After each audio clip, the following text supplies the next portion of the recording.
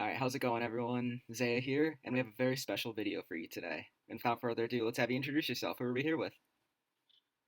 Andres Rivera here. So, This is bringing Keenan back from the dead, or was he ever gone though? I don't think he was ever gone because we gotta talk about what you did with Kinemon. What did you do? Well, we participated in Court TCG. I was one of the 11 Kinemons out of 1,000 people, and we made it top 8. We went That X1. that's absolutely incredible. Honestly, like the last deck that people would expect to revive. I mean, I'll straight up say I'm a Kinemon believer through and through, but I don't think the majority of everyone was. But honestly, it's great to see the deck coming back. I wish you altered the market a little bit more, that Kinemon Alt Art leader would go up a little bit. But Hope, what are you gonna do? Maybe hope, in a couple more tops. yeah, that's what I'm hoping for. It's like, uh, hopefully after this showing, maybe more Kinemons show up to the scene. Maybe a lot more take the top. That would be nice. See changing the meta. That would be sweet. And speaking of changing the meta, let's kind of see what you did. Let's see the deck. All right, sounds good. So first off, for our one drops, basic searchers, we got Bonnie, we've got Momo, and we've got Paige. So basic combo, you've got Momo for your Waddle, and you've got Bonnie for your Supernova. Uh, Momo's gonna be like your best early searcher.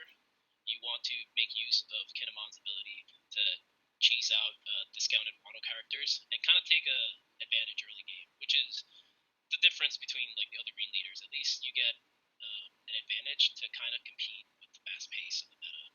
And Mage, typical blocker. We'll talk a little bit more why I added him when we see all the other cards. Yeah, those are my one drops. Absolutely. And honestly, the cheeky thing to do with the searches too is that the activating Kinemon main literally just automatically say it at the start of your turn regardless because you can search and then just go from there. Whatever you search, you could also play it too, which is kind of insane. Yeah, that's the one flexible thing about Kinemon. Like you might not have a Wano character at the moment, but if you actually like activate him, use Momo, and find him, you can still play the character, which is just kind of nuts sometimes. Absolutely. All right, for our two drops, typical 2K, four killers, and the one of Neko. So up till now, it's kind of standard, typical Kinemon build. We need all the blockers we can get. Also, he has a counter, which is why I prefer him over Mage. Yes. 2K, that's searchable, and Neko, kind of a flex spot. I put him over acting like another Yamato, because Yamato's a card that doesn't have a counter. Right. Super powerful, but yeah, this deck can tend to be bricky, so we need to make as much space as we can. Absolutely. Yeah, that 1K could be the difference, especially in Kinemon where it's like 8 2Ks usually is like the norm from what I'm seeing. Like Yeah, every counter goes a long way. yep. You gotta squeeze as much as you can, because sometimes you like keep drawing these Okikus, and you're like, man, he doesn't know I'm bricked up, so I gotta play the movie. Exactly. Imagine like swing 5. Yeah, you got it. Good game. Yeah, yeah, bro. 7 cards in hand. Good game. Yup, yup. That was, funnily enough, my only loss in this tournament. Like, I was playing against a Zoro, and I lost turn 9. I dropped one of my big dudes, and I had 5 cards in hand with 2 life. He's like, Oh. okay. He Oh. went like 7-7, 9-9. I'm like, oh, game, I guess. I only have 2 counters in my hand. Oh my gosh. That's The just typical loss for Kinemon. oh, absolutely. Oh But, man. we're with him in the ups and downs. Exactly. So, for our 3 drops, we have Orokiku, Orizo, and 4 Ezos. So this is also kind of standard. I feel like a lot of people change this card uh, depending on what they want him. This is actually what got me to start using this deck again. The Interesting. format's so fast that people are like dropping their hand just to keep up with the format. But like Rizo's like, okay, let's give you some cards, bro. And at the same time, like he's also attacking something. Even like just attacking leader without Dawn, so he doesn't generate an advantage while you do. Like keeps you in the game, especially with a deck with a lot of bricks. You can at least like force yourself to gain some counters in the hand. Exactly. And funnily enough, it's like a pseudo blocker because they're like, okay, I need to actually attack this thing, because or Yep. else they'll just keep gaining all your advantage. Like even if I'm just swinging 4 into 5, like you're still netting +1. Yeah, for sure. And it's kind of like more more than a +1 because as soon as he attacks, when he draws, he breaks even. But if he attacks something, you're already netting more than 0 because your opponent either has to let a card go or give up a card. True. And if you pair him up with Kid, oh man, he's just gonna go to town. Mm-hmm. Keep Net gains over 9,000. Yup. And typical for Okiku's, we also want to run as much mono package as possible, obviously to kind of justify playing Kinemon. Right. But just being able to play like this on turn 2, or being able to play Ezo and bounce it with Law, just keeps the opponents in check. 110%. And obviously, the only reason I have Okiku at 4 is because Law is still running rampant, and before I thought it was not one-sided, but definitely way harder than a lot of matchups. So we want to make sure we want to keep Law in check. Yes. For our 4 drops, we have 3 Yamatos. Okay. So, like I said, this is right here could have been the 4th one, but I decided to put an Echo to like add more counter.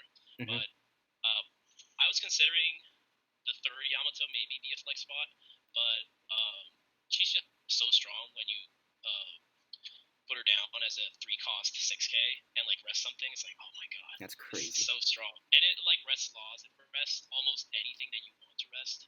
So I couldn't like take her away. Yeah, she's just too vital. Like, just such a good like turn 2 play going first or second, honestly, and just like you can just swing the tempo in your favor drastically. For sure, and especially now with Whitebeard like winning and just topping several events, might even put her back at 4. Mm-hmm. Because just by putting her, she's already a body that can go to face without Dawn, and that always goes a long way. Absolutely. So for the 5 drops, we have 3 Yamatos and 2 Laws. So this is a card that I haven't used like forever. Honestly, I've never used it till now. The one reason I put this card in was to combat yellow. This card alone counters yellow's whole strategy.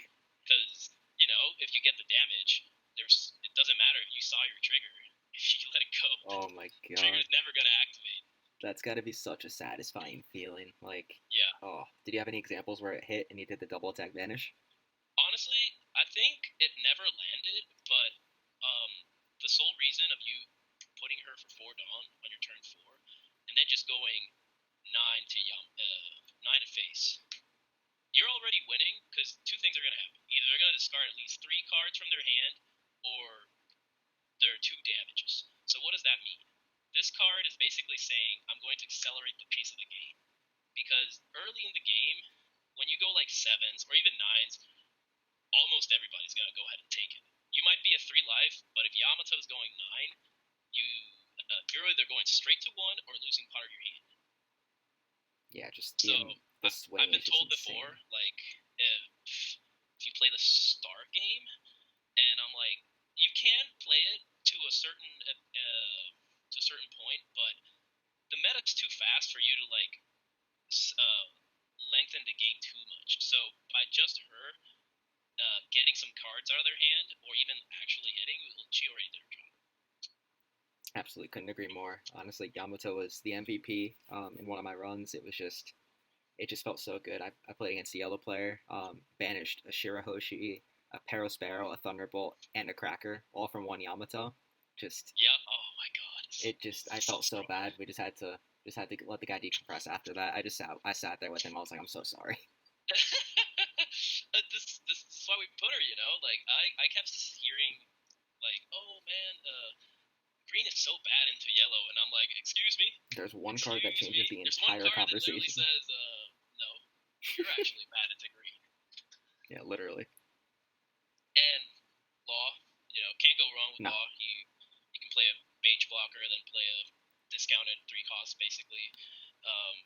Most of the time, he's just there to give you a little bit of flexibility in your turns, make your Dawn efficient plays even more Dawn efficient. And, sometimes he can get his hands dirty and just get in there when he needs to. Absolutely. Like he's a 6K, so 1 Dawn, he's already attacking with magic numbers. It's a win-win, honestly. Yes, sir. Could even be a 3rd one, but obviously no counter, so I kind of have to like see what's more worth. Right. 100%. And we can see that special card coming up right there.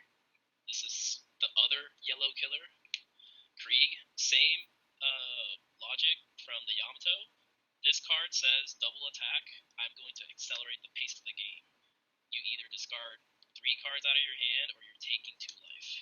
And that kind of puts opponents in like weird positions because um, just a double attack kind of hurts because some people feel like safe at 3 life, but then all of a sudden you're at 1. The game can end all of a sudden even if you're at 3 life. I kind of did that a couple times in the tournament. You're at 3 life, okay.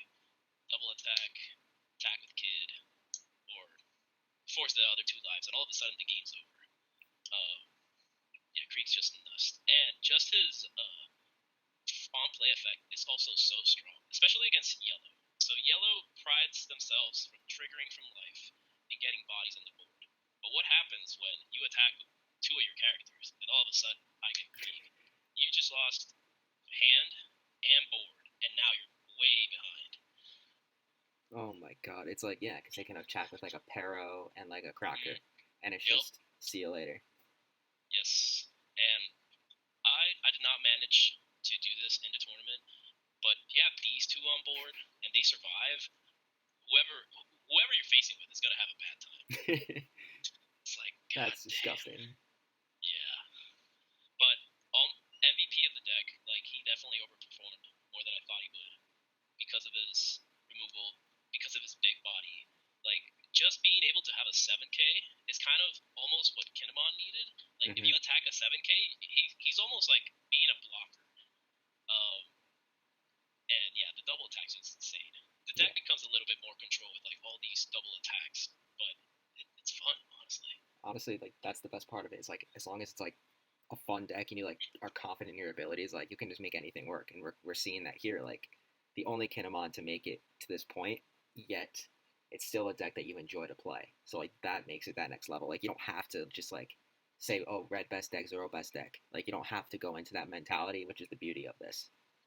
Yeah, a lot of people like tend to give in to the meta because it's proven time and time again that it can do well. But obviously, this is for most of us. This is a hobby, right? We want to have fun with it, so it's always better to like have fun with the deck you choose, especially if it fits your playstyle. Like if you know the ins and out what this deck can and can't do, and you know your matchups, you can go a long way with any deck, just not the meta. 100% agree. Couldn't say it better myself. Yes, sir. All right, and for the even top rank, you have 4 kids. Wait, are you forgetting something? There's a different ink cost that's usually in this deck. I don't. What? There's no Odin, huh? Really? Okay. No Okay. Odin. Now we gotta hear this explanation here. I mean, I gotta hear it. I think everyone wants to hear it. Yeah. So like, first of all, I decided to not go with Odin's for a couple things. I usually considered Odin as the Whitebeard killer, and with the Whitebeard nerfs, one of my calls was I'm not even gonna see that much Whitebeard. So I decided to take a gamble, take away the Odins, and put in kids. The other reason Odin was pretty bad into this format is because he's too slow. Like, yes, you can put him for 7, and he can double attack, but that's not going to matter to a Zoro player. But the only thing a Zoro player is going to see is like, oh, he's tapped out. Okay, here, there. So Kid is here to like help you prolong the game as much as he can, and especially if you have like a Krieg or a Yamato, or even both. That's But let's say you also have like an Okiku. You're almost like setting yourself up for like whoever you're playing against. that just looks like a walking OTK right there. That's the whole that yeah, like having any sort of double attack plus a 9K, that's just kind of nuts. And Kid is still strong. The whole thing why this also worked is even though there's a lot of removal, the whole thing is that he was the element of surprise in the deck. People with Zoros, for example, they use their Fire Fist. They use all the removal on my early characters, and I'm like, okay, here you go. Oh, that removal that I used a couple turns ago might be really nice right now. Absolutely. And even like the fast format kind of works in my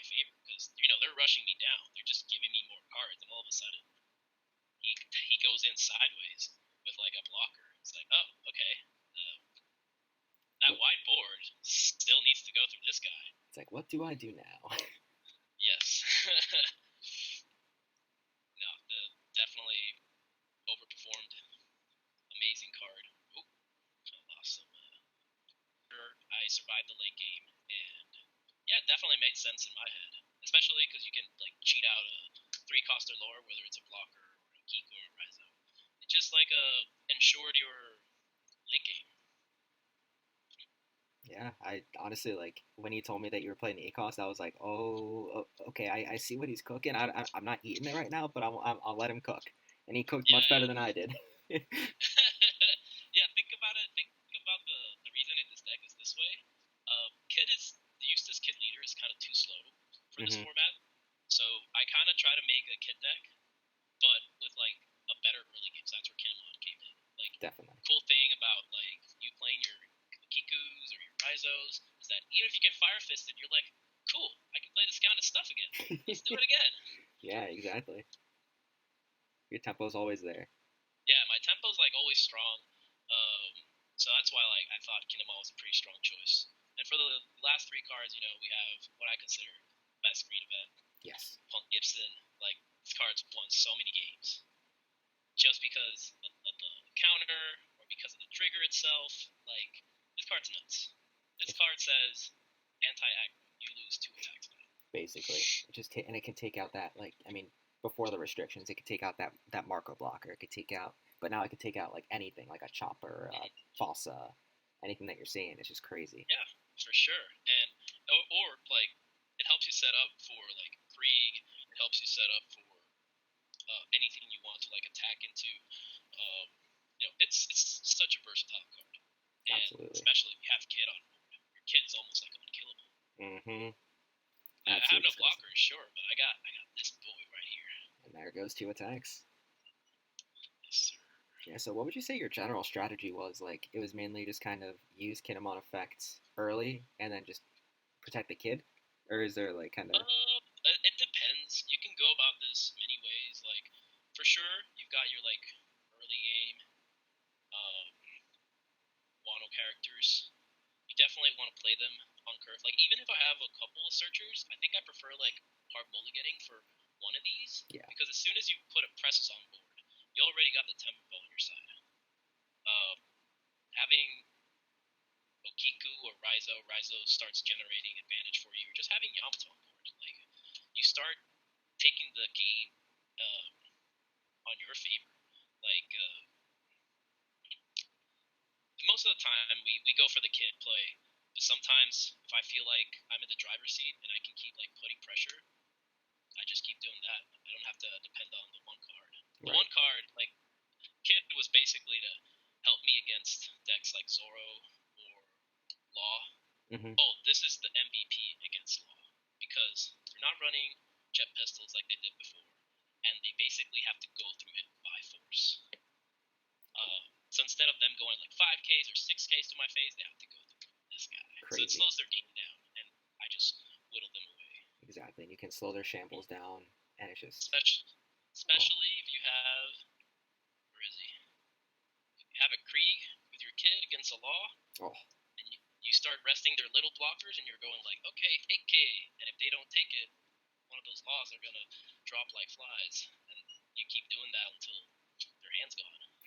That's crazy. There's just so much, like, intricacy in this deck, and I love every second of it. There's just so much you could do and so much potential. I'm just glad I was able to shine again.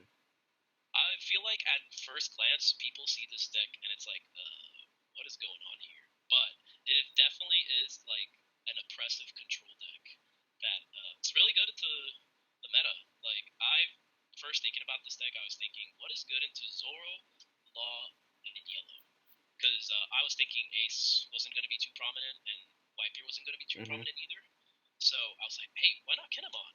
And that's when I put the Yamato for the yellow matchup. I put this for the removal and the double attack, and then everything came together. It overperformed, that's for sure. That's awesome, though. I mean, how would you describe your kind of your matchups in like a little quick play by play? How would you say it went? Okay, so first 2 rounds were Katakuri. kind of both started similar. I was pretty lucky enough to start with a Yamato, Mm-hmm. and you know, story tells itself. I go 9, they defended, they lose their hand, so they're kind of fragile now, and they might even like Katakuri my Yamato just to get rid of it, or even Thunderbolt it. But I'm cool with that. You wasted a very two powerful cards just to get rid of my card, not my one card. So Yeah, it kind of still puts me ahead. definitely. And like I said before, Krieg just demolishes yellow. Like they keep spawning dudes by discarding their hand, and I just killed like a Daifuku and Cracker. Then they're just way behind. They can't catch up. Mm-hmm. So those were my matches with Katakuri. Then I went to a Lucci. Lucci is a kind of a harder matchup because they can probably answer everything you're putting on board. But the one thing to play against Lucci is to be patient because for every card you put, they're going to have to discard at least 2 cards to deal with it. So what happens if you keep doing that? They're going to lose through their own hand. Yes. And it happened multiple times. Same thing with Red. They keep eliminating my early game, but I'm like, okay, let's put this bad boy in here. Oh, I don't have rules for that. And he just takes it away from there. Uh, then I fought 2 Zoros. You already know one of my losses. I lost because I bricked. And Right. then the other one, um, I just take all my life. I defend the kid. Um, I had enough board presence where I can like control and maybe go for game, and that's more or less how those Zoro games go. You try and get as much early advantage as you can. Try to uh, starve off their removal, and you somehow make it because you've got a tower just defending you, just carrying you all the way. 100%. And honestly, especially against Zoro, I don't mind playing this guy without his effect No. on play because Yeah, he's still a big body, and like I said, he's just gonna accelerate the pace of the game. exactly. Like you'll just compete like you'll out aggro the aggro deck, which is just crazy. Yes. Oh, one cool thing I haven't mentioned about him, which is why I think this man's amazing in this deck. He says discard one, but what I read is discard a brick. Yes. This card almost made the Kinemon deck better because he kind of filters your hand. Kid is able to do that, but Kinemon did not have a discard outlet before. But now that this card's here, it just if I have like 2 kids on hand, for me it's almost like a free discard. Like I don't need the second kid. That's so true. And then Krieg to get rid of another Krieg, like Oh my chef's god, kisses. yes. Yep. Couldn't work any better. And yeah, like I mentioned with Law, both were more or less the same. I Mm-hmm. dropped a kid, and they had to like force their way through him. They never could. I guess their best answer to the kid is if they run Basil Hawkins Right. because they can like double attack it. But if I had enough defense, um, I'm able to kind of outgrind them. The one thing though that kind of is nuts, especially against Law, you have Okiku on board resting 3 or 4 cost on purpose, and then you get a Krieg. Man, you're way ahead. Yeah, Like, that combo is just crazy because you can rest something up and then just KO it immediately. Gone. See ya. yup. Um, for my round 9, I played a smoker. I was so excited to not see something that's red. Oh I'm wow. like, Oh, that's the smoker that top 16, I think, right? yeah. I think his name was Dexter. Yeah, yeah, yeah, Really yeah. cool dude. Um, so I think that was one of my hardest matchups because he just kept controlling my board. He even had like a double attack smoker on the board since like turn 5, and Wow. I think I got one of his double attacks. So I was a little bit scared, but same thing. I dropped the kid because and he didn't have any resources.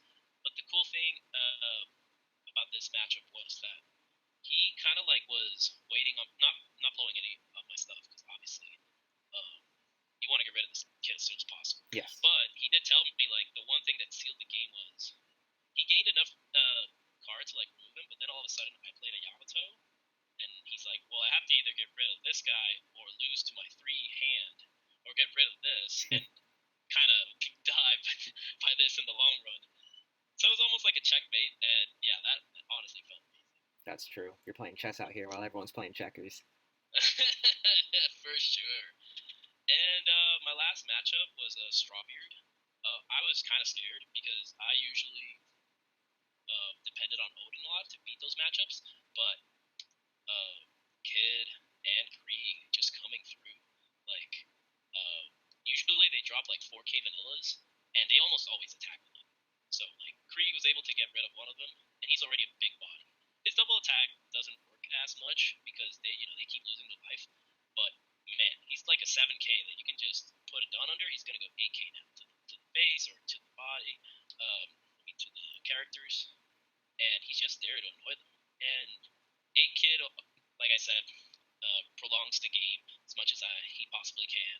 He even had like a unblockable Luffy that almost like carried him through, but had enough defense to like outlast him.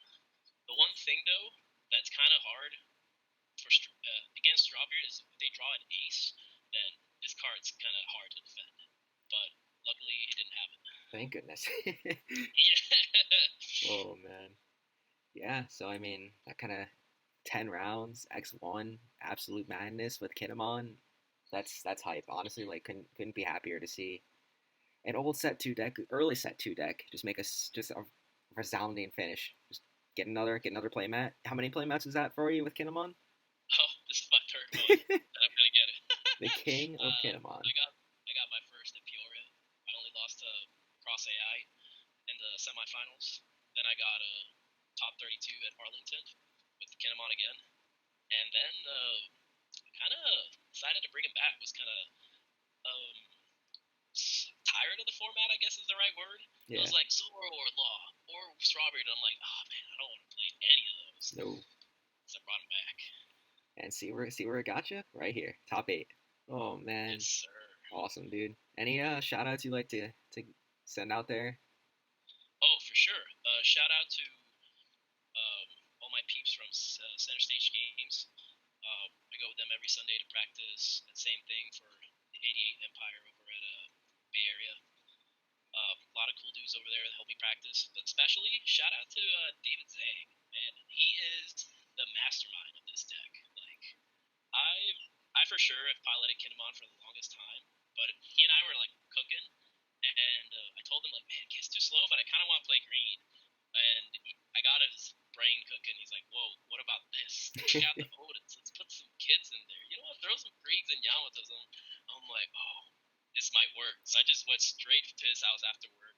That's He gave him me the deck. I'm like, just throw me against every deck you have. We'll do the gauntlet. Tested for like 6 hours. This was 2 days before the regional, by the way. I just jumped ship. Like, you know what? I'm just glad I'm playing Kinemon again. This deck's fun, and I don't want to play anyone. So hopefully this works. And yeah, it paid off. it did. I saw your message in that Discord, and you were like, "Yeah, I'm going on Ken." I was like, "No way! Finally, someone else."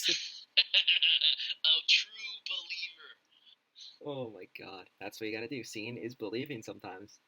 Yes, sir. Oh man. But yeah, that kind of wraps things up. Thank you so much for taking the time to talk and just kind of give us a good detailed rundown of your overall deck. Like, not many people kind of knew or what was kind of the thought process behind everything, and just people were, to quote Eggman, actually perplexed by the deck.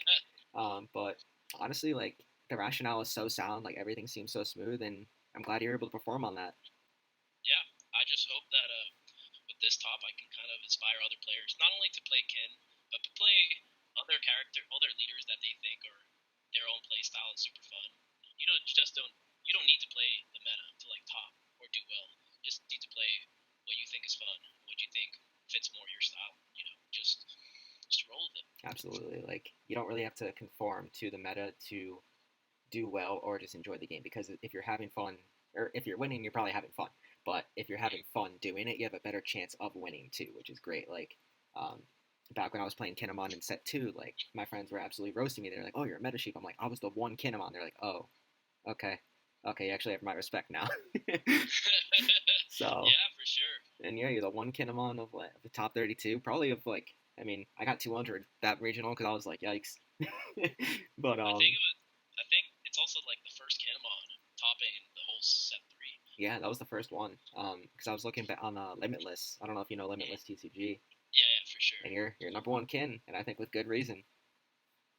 Yeah, no, it's my playstyle. I'm glad that I got to top with him when he was meta. when he was declining at the end of set three, and then also top of them when he was considered dead. So yeah, for sure, you can kind of tell I really like this deck. Straight revival. Well, awesome. Thank you so much for taking the time to talk with me today. It was a pleasure to have you here, and we'll see y'all in the next video.